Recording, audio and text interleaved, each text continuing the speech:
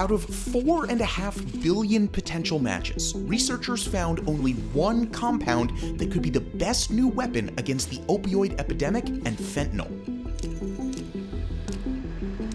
It's called Compound 368, and it works by supercharging an existing drug, promising to treat overdoses much more effectively, saving thousands of lives. Here at Good News, we scour the internet for positive pieces from around the world that will put a smile on your face while also keeping you informed. From an anti-aging treatment that could extend our lives by a quarter to AI technology helping pregnant women in Uganda.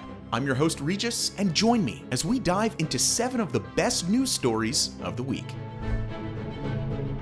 Let's start in the world of astronomy, where a cave has just been found on the moon. As the closest, biggest, and brightest object in the Earth's night sky, the moon has fascinated humans for thousands of years. With the help of high-powered telescopes and high-tech sensors, today's exploration has progressed to mapping every inch of its terrain.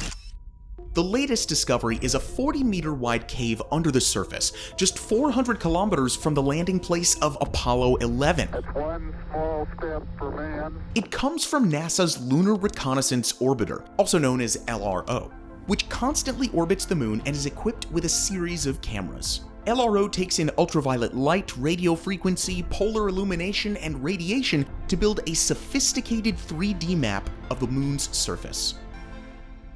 The cave was first hinted at in a series of photos 15 years ago, but NASA researchers weren't sure at the time. Now, through heat analysis, the LRO has confirmed its existence. So why is a cave finding important in the first place? These cave findings are extremely rare and hint at something researchers have been hoping for: a network of underground caves. They're evidence of ancient lava flows that once covered the moon's surface billions of years ago. Scientists also believe that if humans are destined to colonize the moon in the future, then caves like this one could provide shelter while constructing a lunar base. Come on, we didn't evolve this far just to become cavemen all over again, right? Next up, we move to Minnesota in the United States, where the discovery of an underground reservoir is just what the medical sector has been searching for. Underneath northern Minnesota is a gold mine of gas, and not the destructive kind. 600 meters below ground level, seismic exploration has recently found a gigantic reservoir of helium. And the stunning part of this finding is the super high concentration levels. But before we get to all of that, why is helium important in the first place, aside from balloons, which we all love, obviously? It's essential for healthcare, being used in small doses to treat illnesses like asthma. But more crucially, it's essential for the functioning of high-tech medical equipment. In liquid form, it powers instruments ranging from MRI scanners and NMR spectrometers to rockets. Up until now, most of the global helium has been harvested alongside natural gas drilling, because it's just often stored in the same places. That means that helium recovery is usually tied to the oil and gas industry, which releases 5.1 billion tons of greenhouse gases every year. And at the same time, this method still hasn't been enough to satisfy global demand, not to mention the fact that it's not sustainable for the planet. Okay, so enough negativity, here comes the good news. In February, the Minnesota operation began drilling, and 3 weeks later, one of the largest helium reservoirs in North America was discovered. Drilling just for helium does use the same techniques as traditional natural gas drilling. However, there's no carbon dioxide released during the extraction itself. Once the drill reaches the reservoir and opens it, the helium then drifts up to the surface by itself, meaning that it won't require fracking, which is a controversial technique that uses mini earthquakes. Most natural helium reserves are found in the Middle East and Russia. Earlier this year, the United States government sold off a stockpile that provides around 30% of the country's helium, putting the medical sector on edge after years of helium shortages. And that's why the news from Minnesota is so encouraging. The concentration levels have just been revealed to be much higher than first imagined. For perspective, a helium concentration of just 0.3% is considered high. In a recent helium drilling operation in Tanzania, a 4.7% concentration was viewed as overwhelmingly promising. The helium reserve found in Minnesota has smashed those benchmarks with a concentration of 14.5%, more than 30 times the industry standard. These super high concentrations have come from over 1 billion years of accumulation. It's good news for the medical sector and patients, because more than 60 million MRI scans are taken every year, playing a vital role in diagnosing cancer and other life-threatening diseases.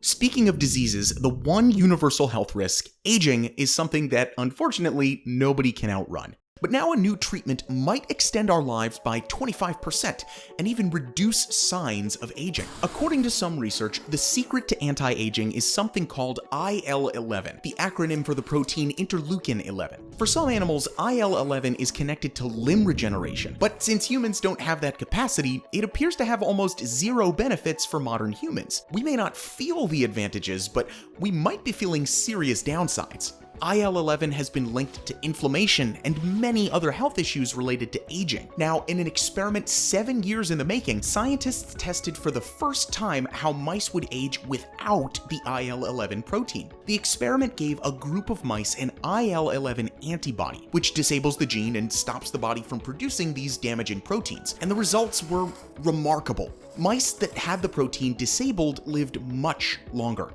On average, that number was 24.9%. For a person living to the global average age of 73, this kind of treatment could theoretically extend their life to 90 years. That would mean almost 2 more decades of good news for me. It also worked to extend the age of mice that were already approaching old age. These mice didn't just live longer either. Their quality of life greatly improved. They appeared to suffer fewer signs of aging, like muscle weakness and frailty. While the findings are preliminary, this research adds to the pile of evidence that IL-11 plays an important role in aging and the illnesses that come along with it. And now that the culprit has been identified, it opens up the future possibilities of extending and improving all of our lives. Our next story comes from one of the youngest people we've ever featured on this channel, a 16-year-old who has just made history by swimming the English Channel. Crossing the 33 kilometers between France and England, known as the English Channel, is considered a grueling test of open water swimming. Even seasoned swimmers struggle with it, only 1 in 5 completing it successfully. So what chance would a high schooler have, right? But Maya Murhage isn't a regular high schooler. She's been swimming seriously since the age of 9, has survived a pancreatic tumor, and has raised $125,000 for charity. Her swimming resume is just as important, with highlights including a 32-kilometer swim across the Catalina Channel, a 49-kilometer swim around Manhattan, and a record-breaking 27-hour swim in Hawaii. Maya says that swimming in the open ocean is where she feels most at peace.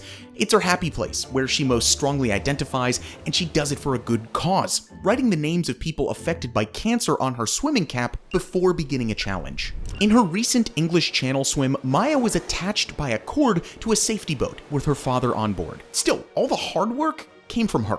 Maya had to battle her way through jellyfish, intense stomach pain, and extreme exhaustion. Eventually, after 11.5 hours, Maya finished traversing the channel. The accomplishment, along with her previous ones, earned her a spot in an elite group of swimmers who have completed the so-called Triple Crown of open water swimming. Maya has managed to achieve all of this before the age of 17. It's pretty great to see young people making a splash. See what we did there? Next up, let's travel to Uganda, where AI is giving pregnant mothers a glimpse of their babies for the first time. During pregnancy, an ultrasound is one of the most effective tools for a doctor to measure the health of both the baby and the mother. But in Uganda, ultrasounds are rare. Not necessarily because of a lack of equipment, but because of a shortage of trained professionals to read and interpret the scans. That's why the introduction of AI software called ScanNav Fetal Check is such big news. ScanNav is an AI system that links to a standard ultrasound machine, and it quality controls fetal ultrasound images. It was developed at the University of Oxford and is based on machine learning algorithms. It's looked at hundreds of thousands of standard ultrasound scans and therefore has learned what a fetal ultrasound scan should look like. The software essentially does the same job as a doctor. However, instead of years of medical school, it's used millions of images to learn to detect certain patterns throughout a pregnancy. it'll be able to accurately determine the gestational age, which is one of the most important pieces of information when treating pregnant women. Knowing how long ago the baby was conceived influences the kind of treatments available, especially if something goes wrong. It will also be looking for risk factors, like whether or not a pregnancy is in danger of a stillbirth, which is when the baby doesn't survive inside the womb. The biggest advantage of AI-assisted ultrasounds is that a nurse can carry out the scan as usual and doesn't need a doctor present to analyze it. That opens up healthcare to remote areas of Uganda. Although ScanNav Fetal Check is still in development, Ugandan mothers are excited about the technology and overwhelmingly signed up to join the trial. Now let's hear about good news from the world of conservation, where a species of crocodile has been rescued from the jaws of extinction in Cambodia. The population of Siamese crocodiles used to be found all over Southeast Asia, though the numbers rapidly declined in the late 20th and early 21st century from commercial hunting and breeding. Between Vietnam, China, Thailand, and Cambodia, more than 1.5 million Siamese crocodiles are kept in captivity for commercial farming. Despite the conservation efforts, only around 400 or so Siamese crocodiles are left existing in the wild. In Cambodia, though, villagers in the southwest of the country recently stumbled on a major win for the battle to revive the species. In what's called the Cardamom Mountain Range, the locals found 3 Siamese crocodile nests filled with eggs, unharmed. Villagers called a wildlife nonprofit organization that specializes in Siamese crocodiles, and a group of workers were sent to protect the rare findings. Soon after, 2 more nests were found close by. In total, 106 Siamese crocodile eggs, and thankfully 60 of these hatched without any problems. The baby crocs will now be monitored to protect them from poaching, as well as to ensure that they grow up in a safe environment. Unlike other species of crocodiles, the Siamese are non-aggressive and pose very little danger to humans. Maybe crocodiles have an unearned reputation. I blame Crocodile Dundee. The impact of just this single finding in Cambodia is huge. The known population of wild Siamese crocodiles has just increased by 15%. For our final story, we move to exciting news in the medical world, where a new compound has been discovered that makes opioid medicine much stronger, significantly reducing the risk of a fentanyl overdose. And speaking of great news, we have something special for you. We're introducing the Good News newsletter. After reading comments like this one or this one, we decided to dive deeper into the whole mission on this channel. On top of our weekly dose of good news videos here on the YouTube channel, we're going to share 5 more positive stories every Monday and Friday in our carefully crafted newsletter. Just like on this channel, you can get inspired by all the positive things happening in the world, and we can guarantee that our newsletter will put a smile on your face, just like our videos. In a time full of negative headlines, it's important to keep a positive attitude and not miss out on all the good things that are often overshadowed by so much pessimism and negativity. Head on over to good-news.io or click the first link in the description to subscribe to the Good News newsletter. You can try it for free and upgrade to the premium version if you like it,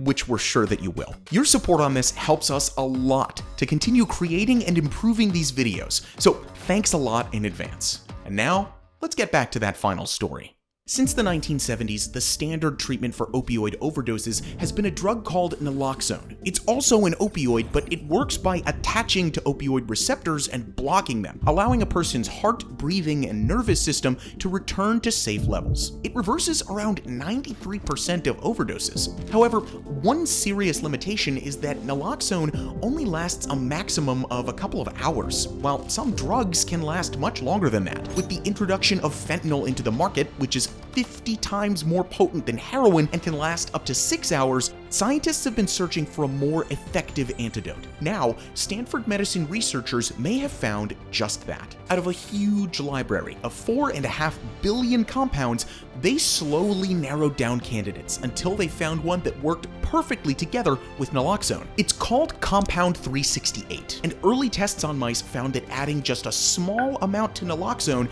makes the antidote over 7 times more effective in blocking opioid receptors. It acts like a booster, lasting up to 10 times longer than naloxone on its own, meaning that medics will have a drug to counter the strength of fentanyl. This method of supercharging naloxone also means that less of the drug will be required, making it more accessible and easier to treat overdoses. In the United States alone, over 100,000 people lost their lives last year from overdoses. Compound 368 could be key to saving thousands of lives. So, which of our stories today was your favorite? And have you seen any other good news stories that have caught your attention recently?